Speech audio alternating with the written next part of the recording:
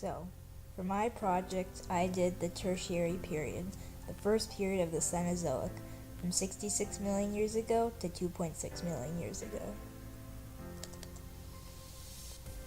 As we head along this way, we see the Earth from all the 5 epochs of the Tertiary period. The first epoch is the Paleocene epoch.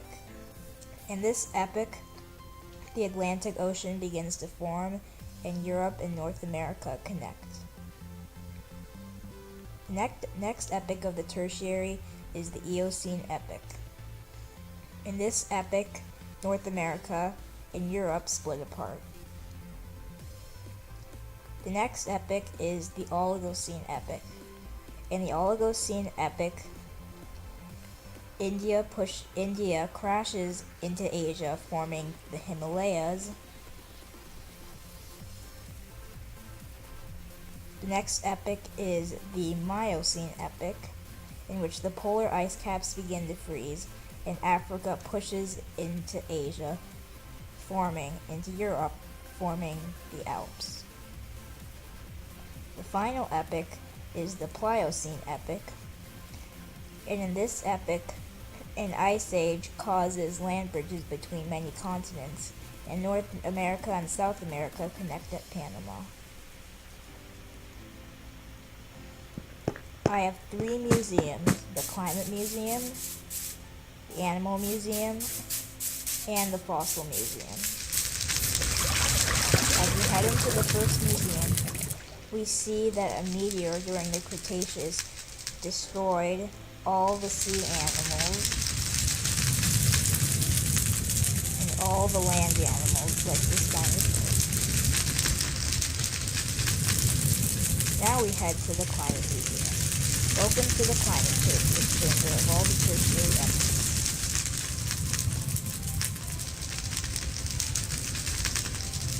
The first epoch is the Paleocene. During this epoch, the climate was tropical, and plants flourished because dinosaurs weren't there to eat them.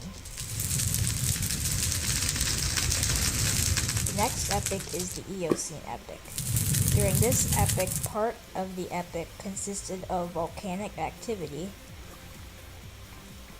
and more tropical activity.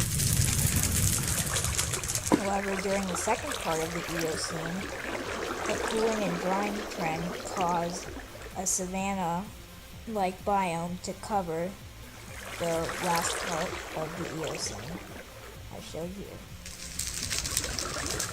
The next epoch was the Oligocene.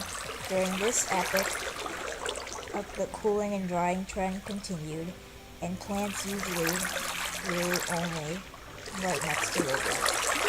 Also, the polar ice caps began to freeze, represented by the snow and ice. The next epoch is the Miocene epoch. The cooling and drying trend continued, but also sea lions and walruses flourished in the sea.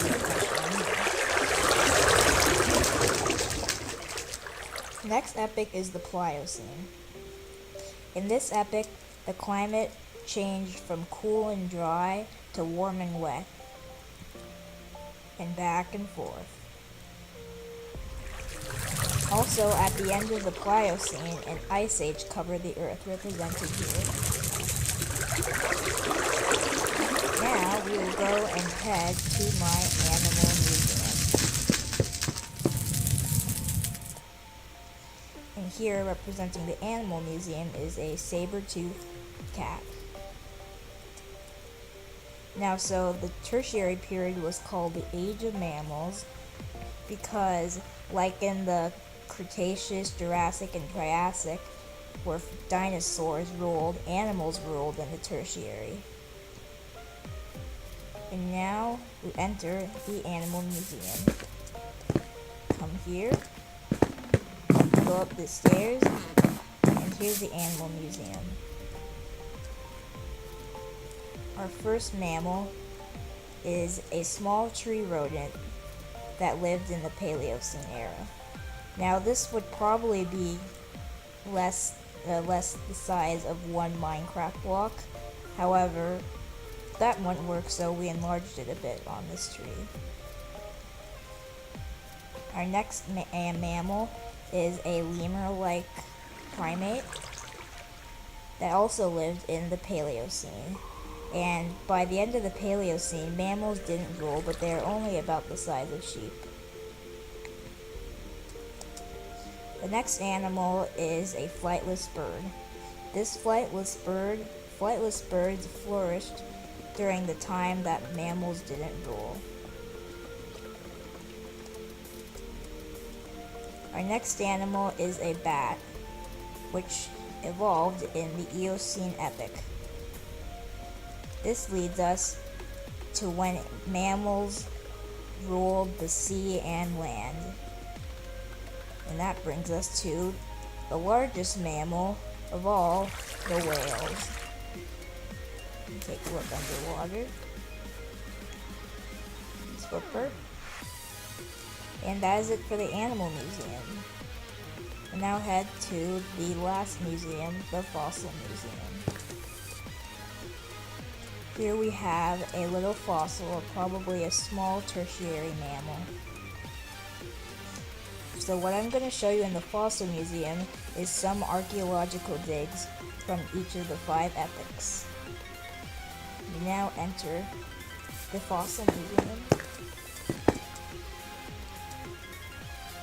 The lowest layer represents the Paleocene epoch, and so on. The Eocene, the next layer, the Oligocene, the next layer, the Miocene, the next layer, and at the top, the Pliocene. Let's start with the dig from the Paleocene. In Seymour Island in Antarctica, paleontologists found birds. In Jebel Qatrani Formation in Egypt, paleontologists found mammals. In Bugti Hills, Pakistan, paleontologists found mammals. Also, Charles Lyell in 1820 found fossils or mollusks in the Paris Basin in France. He realized that the lower in the dig you went, the more extinct species there were, and the higher you were in the dig, the more species were alive today. He named the epochs Pliocene, Miocene, and Eocene, 3 of the epochs in the Tertiary today. Thank you for listening to my presentation.